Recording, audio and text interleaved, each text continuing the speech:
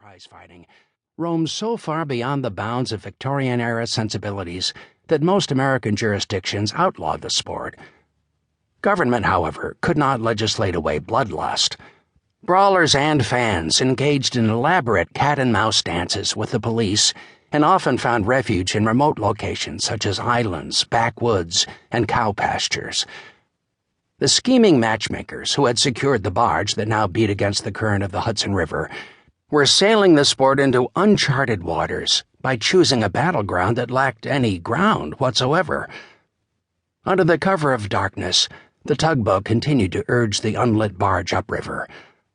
Once they reached the tip of Manhattan at Spuyten-Duyvil Creek, Dutch for spouting devil, the men ignited oil-soaked torches, backed by reflectors to prevent their being spotted from shore, and pitched the 24-foot ring on the barge deck.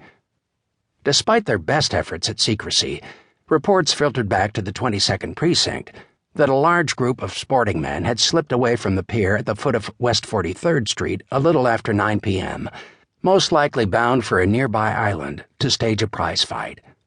The harbor police received orders to locate the suspicious barge. In the hopes of confusing any pursuing lawmen about which jurisdiction they would sully, the fight contingent's tug straddled the watery state line between New York and New Jersey. Finally, 10 miles upriver, they halted near the New York suburb of Yonkers, and an anchor struck the murky midstream bed of the Hudson. In the dimly lit reaches of the ring, a hulking figure with blankets draped over his broad shoulders sat huddled on a camp stool. John L. Sullivan shivered lightly as he listened to the Hudson lap against the barge and felt the river roll softly beneath his feet. He breathed in the cool west breezes, fragrant with grass and trees, that dissipated the fumes of whiskey and cigars hovering over the barge. The 23-year-old boxing phenom from Boston had been the chatter of the heavyweight class. Reportedly blessed with the perfect combination of speed, strength, and stamina, the slugger had dominated every opponent he had faced. New York fight fans risked arrest and paid the steep ticket price of $10 to see him, and hopefully watch him get pounded by the city's biggest brute, John Flood. Outside of his manager, Billy Madden, and his second, Joe Goss, John L. had few friends in the heart of Gotham. The locals gave the scattered Sullivan backers on board 3-to-1 odds.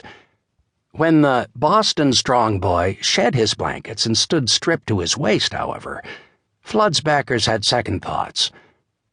Muscular without being muscle-bound, Sullivan was constructed like a pugilistic product of the industrial age, a wonderful engine of destruction, manifest in flesh and blood. The faint torchlight tickled his chiseled biceps and rippled back. It gleamed off his thick chest, from which his deep bass voice rumbled. It lit up his enormous shoulder blades, which provided the necessary foundation to support his bull-like neck and bullet-shaped head.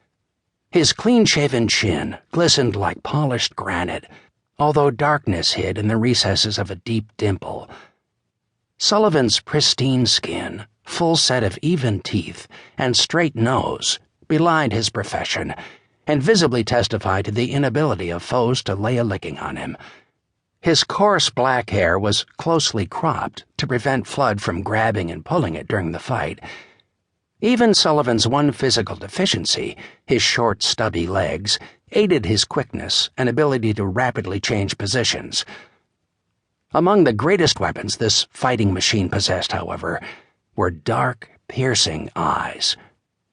Sullivan could say terrible things with his ferocious stare, which often crushed opponents before he ever threw a punch. As he glared beneath his heavy black brows at his foe, those eyes blazed even brighter, because John L. knew a clear victory would likely earn him a match with the reigning heavyweight champion, upstate New York's Paddy Ryan, who was aboard the barge. Sullivan hungered so deeply for the title that, as much as he abhorred training, he had spent 6 weeks every day since agreeing to the fight, tirelessly working with Madden.